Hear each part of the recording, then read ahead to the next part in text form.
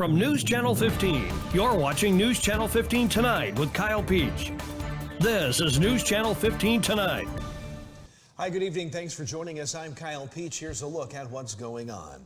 State police were called to the scene of a serious accident on U.S. Highway 50 at the Big 4 Road near Clay City at around 5:30 Monday morning. According to initial reports, the accident involved a state trooper squad car and a semi. State police say the trooper was taken to an area hospital with non-life-threatening injuries. The road was shut down for about 7 hours, reopening at around 12:10 Monday afternoon. Additional information on the crash has not yet been released. In White County Court on Monday, WRUL reports that 57-year-old Anthony Hogue pled guilty to a misdemeanor battery charge and was sentenced to 2 years of conditional discharge in order to have no contact with the victim. An aggravated battery of a child under the age of 13 charge was dismissed as per the plea agreement.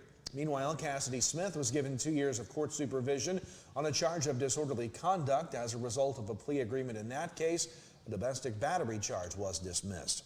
And Gretchen Cruz pled guilty to defrauding a drug and alcohol screening test and was given 2 years probation, ordered to complete drug treatment, and given a 6-month stayed jail sentence. WRUL also reports that White County authorities arrested 4 people over the weekend. Friday, in Enfield, William Walker was arrested for violating an order of protection and taken to the White County Jail. Also Friday, 45-year-old Kevin Mooneyham of Henderson, Kentucky, was arrested after a traffic stop on 2 counts of possession of a weapon by a felon and possession of cannabis in a vehicle. Mooneyham had reportedly smelled of cannabis and later handed officers a taser baton and other cannabis during the stop. More cannabis and metal knuckles were later found in the vehicle. Meanwhile, Demarius Montgomery of Olney was arrested Saturday on a White County failure to appear warrant on a meth possession charge. And Danny Wang of Mount Vernon, Indiana, was arrested by Carmi police on a Posey County warrant for intimidation and domestic battery. He was also cited for driving on a suspended license and operating a vehicle with suspended registration. He was held pending extradition to Posey County.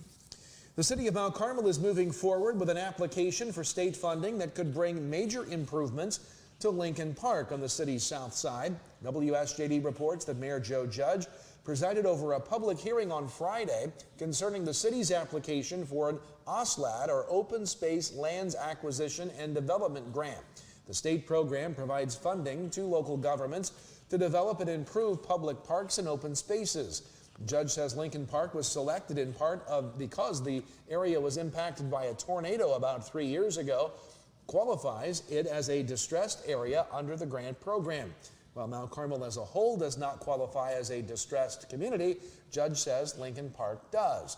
The city's preliminary proposal calls for a skate and bike park, fenced dog park, restroom improvements to the existing restrooms and improvements to the existing playground, new lighting controls, and resurfacing of the basketball courts. ADA accessible sidewalks would also be added throughout the park. The project is currently estimated at about $350,000, although that figure could change before the final application is submitted. Because Lincoln Park qualifies as a distressed area, the grant would cover 90% of the project cost, with the city responsible for the remaining 10%. Judge stressed the plans presented are preliminary. If Mount Carmel receives the grant, more public hearings would be held for input on the specific equipment and final design of the park. The program is competitive, and Mount Carmel has unsuccessfully applied for funding in the past. Judge says the city expects to learn about that application sometime between March and May of next year. The city would have 3 years, if awarded, to complete the project. Lots of school board news tonight at the District 348 school board meeting Monday. The board accepted resignations of grade school special ed paraprofessional Kelsey Hyatt and junior high concession manager Samantha Scott. The board hired Jordis Riley as grade school parapro, Ashley McGee as grade school part-time lunch assistant, Paige Arnott as high school math skills parapro, Stacy Dibler as 0 to 3 part-time home visitor parent educator, Sonia Timberlake Wagner as grade school special ed teacher, Adam Walters as high school woodshop teacher, Brianna Witzman as high school apprenticeship sponsor, Luke Laws as 7th grade junior high boys basketball coach, and Elijah Laws as high school assistant football coach.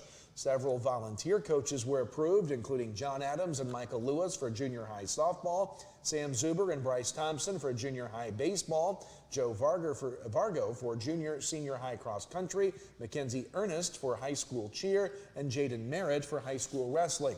The board placed the 26-27 proposed budget on display. Approval is expected at the board's September meeting. The board also approved changes to the school calendar this year due to an emergency services drill now set to take place August 24th on district property. That day will now be a teacher in-service day with a 3-hour early dismissal for students. A teacher institute day will also be added September 4th. And the board heard from grade school principal Brianne Foster about an alternative learning opportunities program in partnership with the Regional Office of Education. Mount Carmel Grade School, one of the first 2 schools in Southern Illinois to be asked to participate.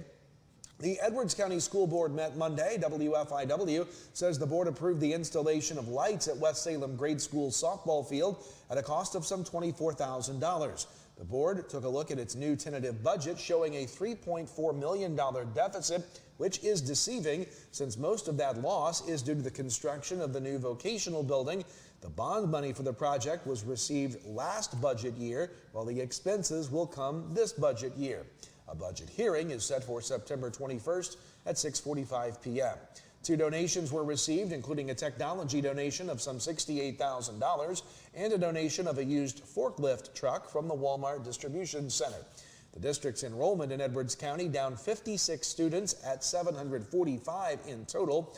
School board elections will be this spring. The election will be April 6th. 4 seats on the Edwards County board are up for grabs. The board also accepted the resignation of Nathaniel Schmittler as high school assistant baseball coach and employed Wendy Stone as a cafeteria worker. The board approved an increase of health insurance benefits for employees from $625 to $700 per month.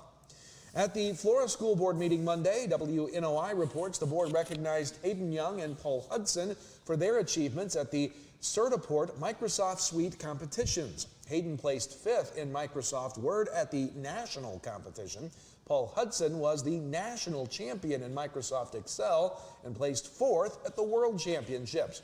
The board also approved its tentative budget and set a hearing for that budget September 21st. It approved the bid for the purchase of a used school bus submitted by John Upton. In personnel, the board employed Terry Couts as part-time special ed teacher at the junior high, Shelby Hoagland and Haley Gonzalez as paraprofessionals, Emma Kitley as guidance secretary, and Isham Lust as full-time custodian sub. Approved Kelsey Cox as an assistant junior high softball coach, Colleen Stieber and Alice Shales as volunteer assistants for high school band. Accepted the resignation of 6th grade girls basketball coaches Chris Krutzinger and Robin Price. The Flora City Council also met last night, holding a public hearing for a grant proposal which would fund 2.5 miles of new ADA compliant sidewalks in the city. The grant could cover up to 100% of that over $3 million price tag. WNOI says the Flora Chamber was approved for street closures November 6th and 7th for its Fall into Flora event, while Flora Tourism was approved for its 5th Ford Town event September 18th and 19th, which will feature a car show, community market, and more, plus the Chris Kendall Market in Flora December 11th and 12th.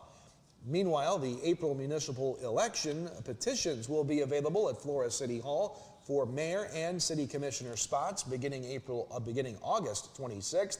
Those petitions are due to be returned November 23rd.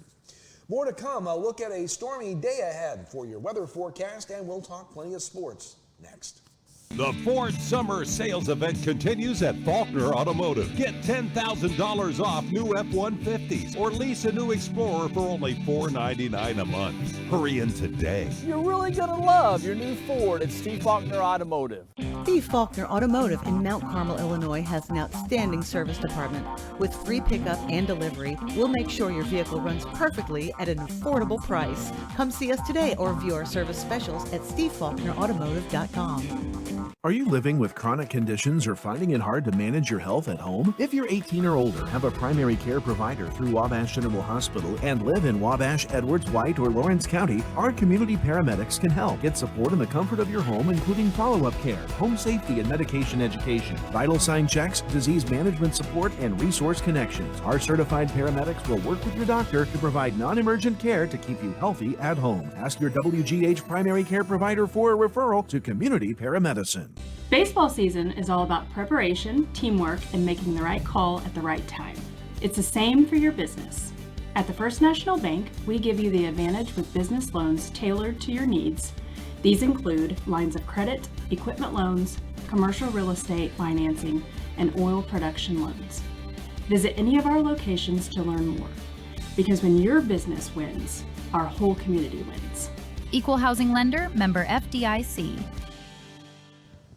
And welcome back. Time to talk weather here tonight. Some shower and thunderstorm chances going to be moving into our area starting tomorrow in the morning hours. We'll talk about that in a moment. Nothing yet on radar tonight out there, so all is quiet as we go throughout the nighttime hours. I think we're a little too optimistic with the rain chances tonight that will be coming in close to daybreak tomorrow. That's when the rain chances really kick in. We'll cool down tonight into the upper 60s. What a nice day it was today. Here comes the map in motion. The system is building out to the west through the pre-dawn hours, and then 6 to 8 a.m. that's when the rain chances will kick up. Kind of two different waves. One departs and then another develops later on Wednesday night, overnight into Thursday morning.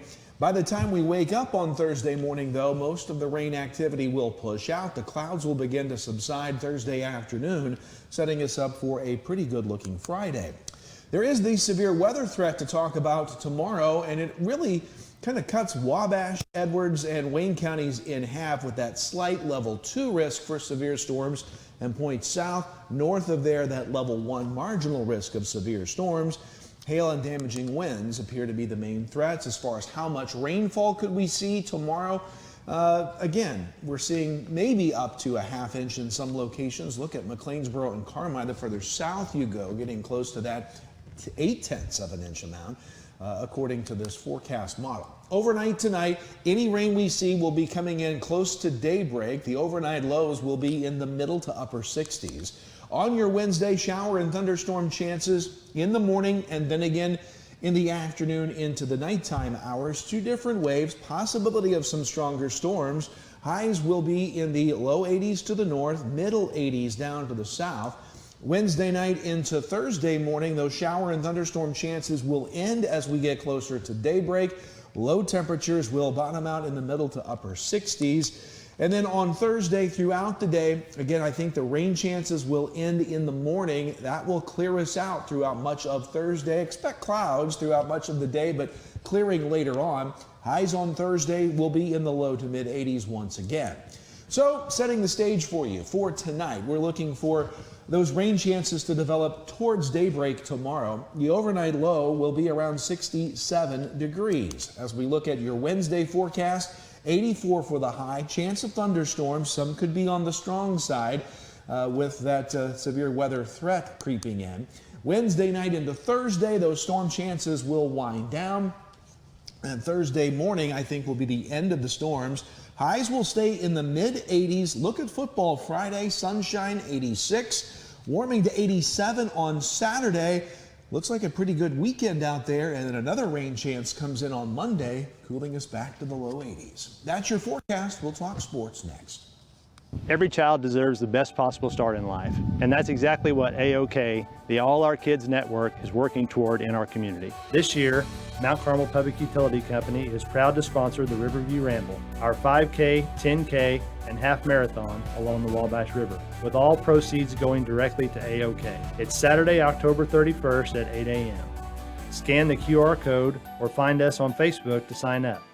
Every step you take helps a child in our community get a healthier start.